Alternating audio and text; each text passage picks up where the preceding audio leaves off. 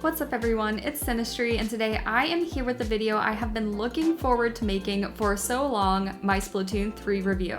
Splatoon 3 released on September 9th, and I've been having a blast with it even though it just came out, so I wanted to run through a whole bunch of different things for you regarding Splatoon 3. That way you know what to expect if you're considering buying this game. This will be a spoiler-free review, so you don't need to worry if you want to play single player and experience it for the first time. But I will be covering tons more aspects of the game that aren't spoilers, so buckle up and let's dive into Splatoon 3. But before we do, make sure to like and subscribe if you like this kind of content. I'm really considering making Splatoon a big part of my channel, so if you like Splatoon content, make sure to let me know so that way I can continue to make it for you.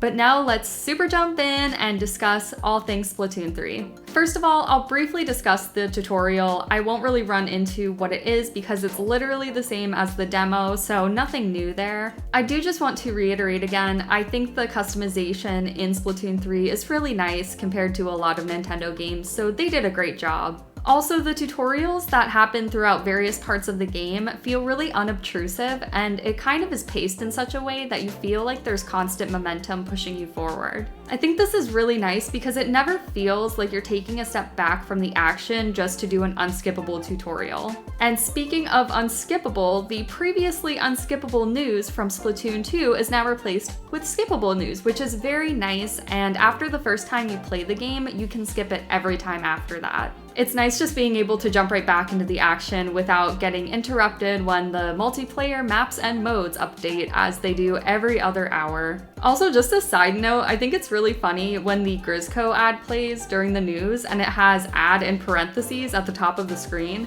It kind of feels like Deep Cut is a content creator making a video with like a sponsorship in it.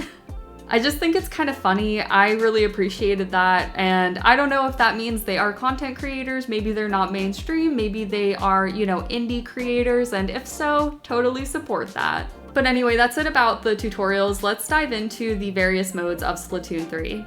Now, I've kind of formatted this mode section as a ranking system, so I'm going to start with my least favorite mode and work my way to my favorite. I'm sure this will change within a few months, but realistically, this is probably pretty close to what my ranking would be throughout the entire run of Splatoon 3, and it's pretty close to Splatoon 2 as well. With that being said, my 8th place, my last least favorite mode is Splat Zones. Splat Zones was never my favorite mode. In fact, it's pretty much consistently been one of my least favorite modes, and Splatoon 3 is no different. However, unlike Splatoon 2, Splatoon 3 Splat Zones somehow seems worse. I don't know if it's just me, but I feel like I can never actually see the zones when I'm playing. Like, if the ink is covering so much of the ground, I actually can't see where the zone ends. This has made it kind of tricky in certain stages when I am not super familiar with Splat Zones on all of these stages, and I've had to try to figure out where I'm supposed to be inking. I obviously know it's toward the center of the map, but I don't exactly know, like,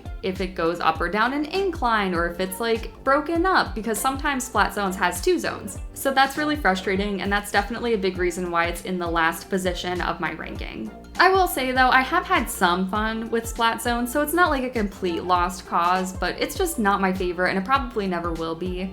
But now let's jump into my 7th place pick, which is Clam Blitz.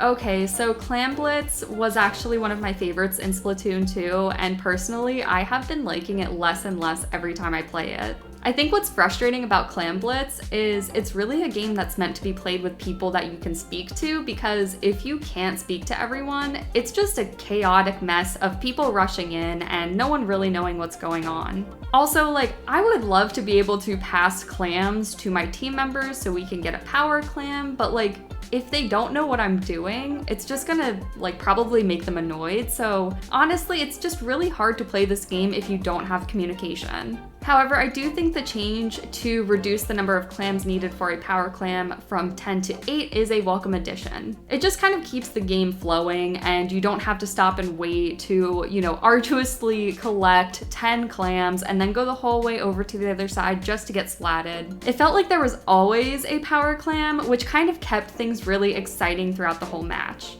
But much like Clam Blitz in Splatoon 2, stages do really matter, so sometimes it can be frustrating if you're playing clams on a stage that is not particularly welcoming for this mode. But now, jumping into number 6, we have single player mode. Again, no spoilers, I only played about the first 30 minutes of single player mode, which is everything before the actual story really picks up. And interestingly, I had a ton of fun. I felt like single player mode in Splatoon 3 really got you into the action right off the bat. There was no like messing around, no like trying to figure out where I had to go. You just had a straightforward path and you just were supposed to take it. I like that you could get some different collectibles. I won't say what they are or how you get them, but there are some reasons to play single player beyond just, learning the game. I do actually think that single player has been making me a little bit better at the game, which I think is really nice. It kind of has to do with like using the motion controls a little bit more for this mode. And again, no spoilers, but I did find the first boss battle to be really fun as someone who has never really played single player in Splatoon before. And as a side note, I thought the writing was really funny, so I would definitely recommend this mode even if you're not a huge fan of single player modes in shooters or in Splatoon. I think that this would be a great mode for you to at least try out. But now we have number 5, which is Rainmaker. This may be controversial, I'm not sure, but I actually think that the change to Rainmaker is excellent. In Splatoon 2, with Rainmaker, you could just have a straight shot to your goal and a game could be over in a matter of seconds. But in Splatoon 3, you have to go to a checkpoint before you can actually go to the goal, which gives more of a kind of fair, balanced gameplay for both teams. It basically gives another opportunity for the defending team to get back control of the Rainmaker and potentially make their way to the goal. I know Rainmaker might not be everybody's favorite, and it is tricky to control the Rainmaker and also to collaborate with your team if you don't have comms. But nevertheless, it is a really fun mode. I had a blast playing it. The new change is so welcome, and even though Rainmaker's probably more fun on some maps than others, I always had a blast with it when I've been playing. A mode that I'm sure nobody will be surprised is this far up my list, though, is Tower Control, which comes in at number 4. I think everybody loves Tower. Let's be real, it's probably the most balanced game mode in the entire game.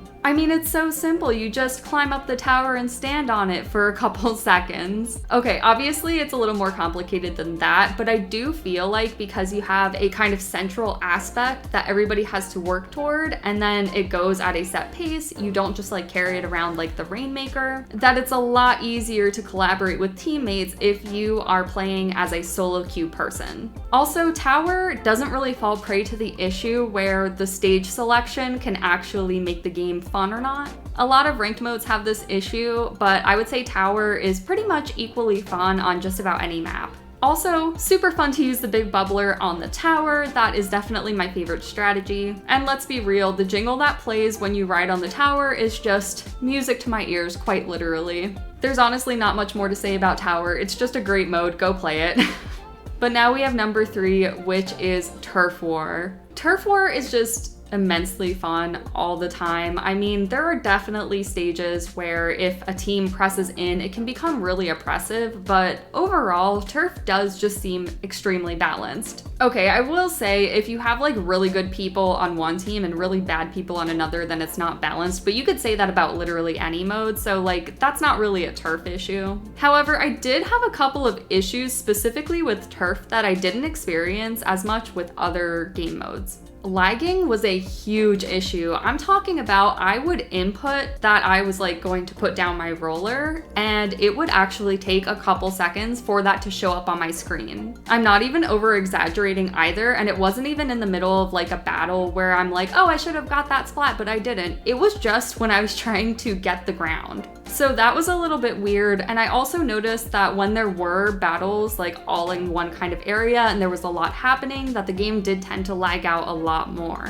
Also, this was definitely not due to my internet. I have really good internet and I was using an Ethernet connection the entire time, so there's no way it could have been my fault. As I mentioned in my Splatoon will never be an esport video, the tick rate of Splatoon 3 is actually a lot lower than the average for a shooter. Unfortunately, I did tend to notice this quite a bit bit in Turf, which admittedly I played Turf the most, so maybe this is an issue across the board. But I did have quite a few splats that were super delayed. I had several different splats where I got someone and then they got me, or even vice versa. I know I'm a bit rusty, I know I'm not a perfect player, but I also know when something's up, that's not my fault and not someone else's fault either. And another issue that I personally don't think is my fault or even someone else's fault is the communication errors. My second game in Splatoon 3 had a communications error, but luckily I did only have 2 over the entire day on Friday. I did also have a couple of disconnects, which I know are the faults of the people who disconnected and,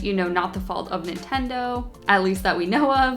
But the communication errors, the lagging, the tick rate issues, all of this stuff was definitely still an issue, and Nintendo actually really needs to fix this because it is destroying some of the games. I mean, you never want issues like this on day 1 of your game coming out, but it just feels like this is setting up for this game to have some serious errors in how it determines like splats and how it determines people inking and all of these different issues. And as mentioned in my esport video, that can actually cause people to not know if their skills are good or not and not really be able to progress forward as a player. It is really frustrating. I know that I'm talking about it a lot during the Turf section. It's just because it's where I happen to see these issues. But honestly, if Nintendo can solve these issues, I think Turf will still be an excellent mode and even better than ever. However, I think it would still stay at 3rd place. Now, 2nd place, this is gonna be probably the most controversial pick of all, Table Turf Battle. I'm not very surprised that this is my 2nd favorite mode. In fact, I almost thought that it was my favorite mode, but I kind of took a step back and realized the scope of it just isn't quite large enough to be my favorite. I'm really a sucker for these kinds of games. I am huge into Tetris. I like kind of the old school games that have very simple rules where you have to think strategically and you have to outthink your opponent. In my video where I reacted to the Splatoon Direct a while ago, I did mention that I thought Table Turf Battle would be a great mode for you to play when you got frustrated at the other modes. And I can now verify that that is the case. When I was queuing up for a regular Turf game and I had a communication error, it was super frustrating, so I decided to go try out Table Turf Battle, and I ended up having a blast. Honestly, I would definitely say if you get frustrated after losing an Anarchy battle, if you get frustrated after Turf, if you don't do as well as you wanted in Salmon Run, or if you just need a break, go try out Table Turf Battle. Also, if you don't know where it is, you kind of have to look around the city somewhere. There's a square kind of fenced off area where there's water falling down out of a pipe or something, or I don't know, it's the sewer system or something, and it's right in that kind of area. I had trouble finding it, so hopefully you can find it, but if you walk around a little bit, you will definitely find that table. But anyway, now it is time to talk about my favorite mode in Splatoon 3. Salmon Run. I mean, is anybody surprised? Salmon Run has always been great, and it is still just as great as ever, if not even better. The new boss salmonids are a really good mix of some being easy and some being a little trickier. I really appreciate, though, that the older salmonids are back in this game, so you can go against some of the older bosses. There are a few I don't love, but hey, what are we gonna do? You can't please everybody, and I'm just happy that the ones that I do like are back in the game. I will say, maybe I'm just missing something on the screen, but I do have some trouble at times finding where the salmonids are. So I kind of hope that I can just learn better how to find them. I know that sometimes you'll get arrows, but I don't always get arrows, so I'm kind of confused about what triggers that. Maybe it's when the bosses come out, I don't really know. Also, I've only had one match where Kohozuna came out, and oh my gosh, this was so intense and terrifying. I didn't beat it, unfortunately. I was playing with random people and it was just way too chaotic. We were not prepared. But I'm sure it just feels so satisfying if you can beat it. So honestly, even if you don't, it's not disappointing. You know that you tried really hard. Honestly, what more is there to say about Salmon Run? It's just a great mode. If you haven't played it, you are seriously missing out. This is clearly the best mode in all of Splatoon. So now just a couple more things I wanted to mention about Anarchy Battle Series versus Anarchy Battle Open. In Series, you bet a certain number of points that go toward your rank, and then you have up to 7 battles to win 5 of them. So it's a little bit better than a best of 7. But basically you have 3 strikes. If you lose 3 battles, then you lose those points. The cool thing is you actually can play a series over multiple different modes. So if you start off in like Splat zones, but then it just, one game later turns into the next mode, you can just go and play like Rainmaker or whatever it is. Series is much more serious, as you can imagine, so it is definitely for players who want to be very competitive. On the other hand, you have Anarchy Battle Open, which is much more friendly to the casual Splatoon players. Anarchy Battle Open is a little bit more similar to the Splatoon 2 ranked mode, where you don't have like the series of possibly 7 matches to go through. It's just 1 by 1, and you gain and lose fewer points than an Anarchy Battle series, I believe. So this is a great option. If you're not looking to, wage all of your points in series, you can go play Open, and it's much less risk. It is much less reward, but it is much more rewarding if you want to possibly win. So that's all I have to say on the modes. I'm going to quickly dive through the different stages of Splatoon 3. Maybe at some point I will make a video where I actually go in depth on every stage, but because I talked so much about the modes and I think the stages kind of aren't the most important part of the game, I will just kind of group them up by what game they first originated in. Okay, the new stages we have Scorch Gorge, Eeltail Alley, Hagglefish Market, and Undertow Spillway. I have mixed feelings on all of these different stages. Some I like more than others. I would say Scorch Gorge is probably my favorite. I wouldn't necessarily say, I guess, any of them are bad. I don't really love Undertow Spillway because I just feel like it's so easy to get splatted out of nowhere in it. You could say the same kind of thing about Eeltail Alley, but it doesn't feel quite as harsh. But overall, I would say that I do like these stages a little less than the stages from the other games. I'm hoping that the other new stages that we'll end up getting over the coming months or a year or so will actually be a bit of a breath of fresh air, because I do feel like these stages could use some minor improvements. I don't have any particular improvements, I just feel like these different stages can become so oppressive with one team pushing so hard over to the other team. Despite the fact that I of course love to win, I really dislike when either team has that kind of advantage because it just kind of makes it boring. So we'll see if any of the other new stages end up being better. Now the Splatoon 2 stages, I have 2 that I love and 2 that I don't really love.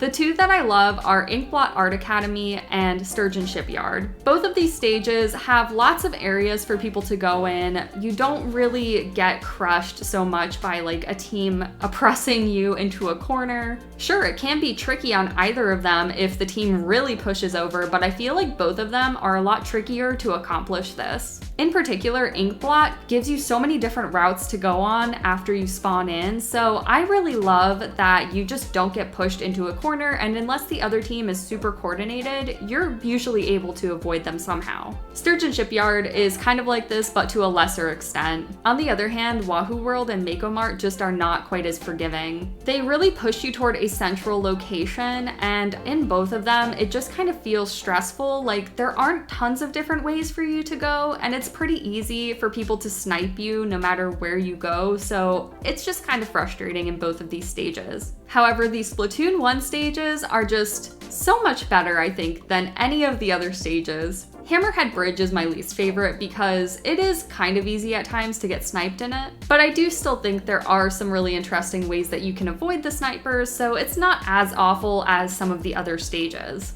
Museum di Alfonsino, I don't know if I'm saying that right, but that stage is actually my favorite in the whole game. The spawn system just works so well with this stage. You can go in so many different directions, and it's really good for all of the different ranked modes. I like that you can use the central area to climb up and then get over to the enemy's territory. It's really nice, but again, it still doesn't quite feel oppressive. It's just such a good stage. Honestly, that is just like what they need to be aiming for every time they make a new stage. Mahi Mahi Resort though, that is another stage that I really didn't think I was gonna like, but I ended up kind of loving it.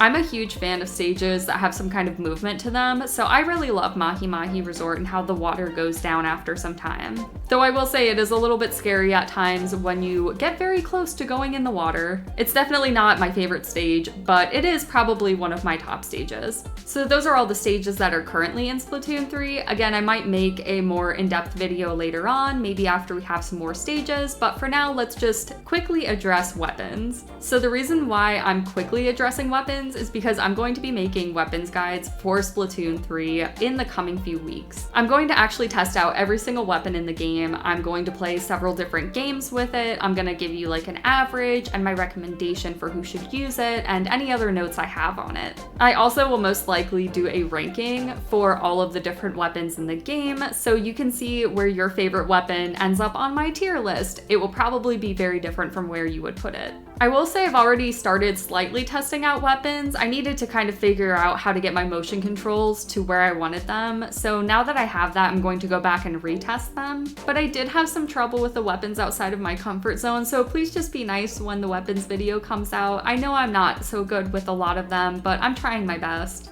And I'm trying to be as objective as possible. I'm not just saying, oh, I did badly with this one, so it's awful. I'm just saying like, oh, I didn't do very well, but that's because it's my play style. And then I'll recommend who would actually, have a better time with it, or who might, get more value out of it when I can't really unlock the true potential of every single weapon. But that's all I have for weapons. So I want to briefly also discuss some UX and UI things that I really like about this game and things that I dislike. So UX is user experience. So that's like kind of how you navigate through different things. It's like how you can find different modes, how you can, just go through the tutorials, things like that. And UI is user interface. So that's like the menus or like the on-screen kind of information that you have during the battles. One thing that I really like in Splatoon 3 is being able to see my team's spawn locations. This is just a nice way to make sure that you're not all crowding up going one way, making sure that you're all covering all of the different turf, and also just kind of keeping in mind if people are trying to do some kind of strategic play. Something else that I really loved is Salmon Run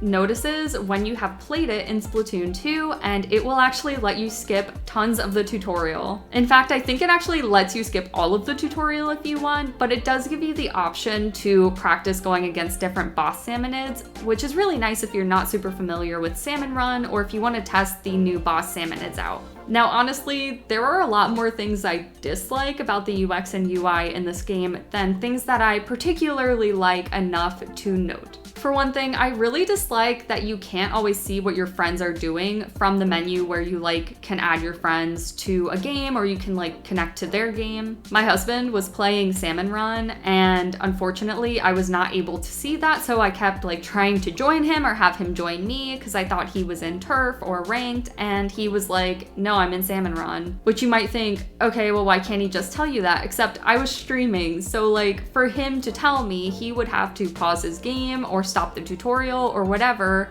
and then tell me, and I would be live. And so you can kind of see what the issue is here. I also don't love that you don't really find out anything about Table Turf Battle unless you actively seek it out. I also don't love that it's not an actual teleportable location, it's just considered part of the city or the square or whatever they call it.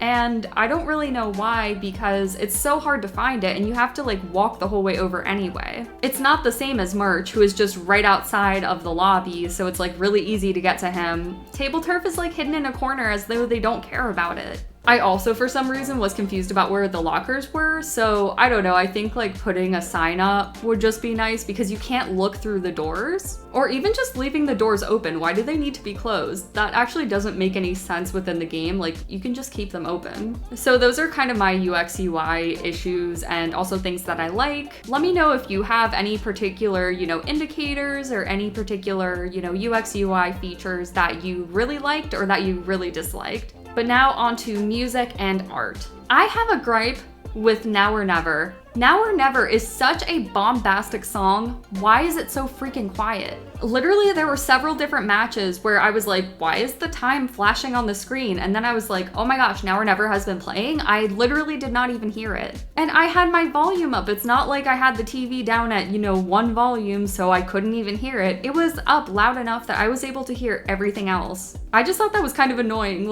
This is supposed to be my indicator that it's the end of the match, so why do I have to wait until I see the actual actual visual indicator of the last 10 seconds. I will say though, I feel like because of the volume issue that the Splatfest Now or Never was more hype because I actually knew that it was there, but this one is actually a better song than the Splatfest one. Though I think I still like Splatoon 2's Now or Never better than this one. Other than that, the rest of the soundtrack is excellent. It just is so full of songs that get you all hype. I really don't have anything bad to say about any Splatoon soundtrack. They're all excellent. You should definitely go listen to them outside of the game if you haven't. Sadly, I think the one song that I really like doesn't have a name, or I couldn't find a name for it, so I literally cannot even tell you which song is my favorite. Other than that, I also really love the Calamari Incantation 3 mix, but honestly, who doesn't?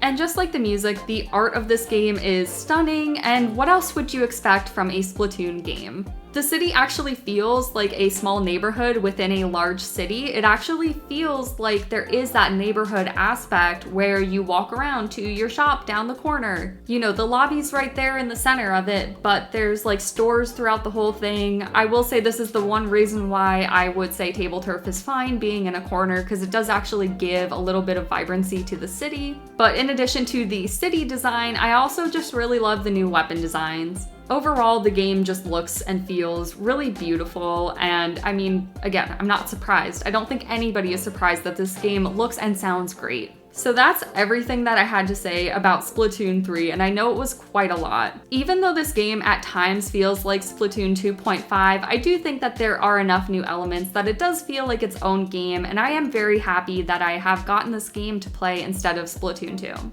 Although it is a great game in many ways, it does have those questionable UX and UI elements and the networking issues, which are just a continual problem. Because of that, I don't think I can give it any higher than an 8.75, but it is a strong 8.75. There is so much in this game, so as long as you can get through those couple of issues, you'll be good to go. But anyway, let me know what you think about Splatoon 3, what your experience has been, and let me know how you would rank the modes. I am so curious to see how everyone kind of differs from my own point of view with these modes. And again, make sure to like and subscribe if you like this kind of content. I want to put out more Splatoon 3 content over the coming months. I think that's going to be a huge part of my channel, and I'm going to do tons of different kinds of videos on it, so make sure to stick around so that you don't miss it. But thank you so much for watching. I'll see you next time.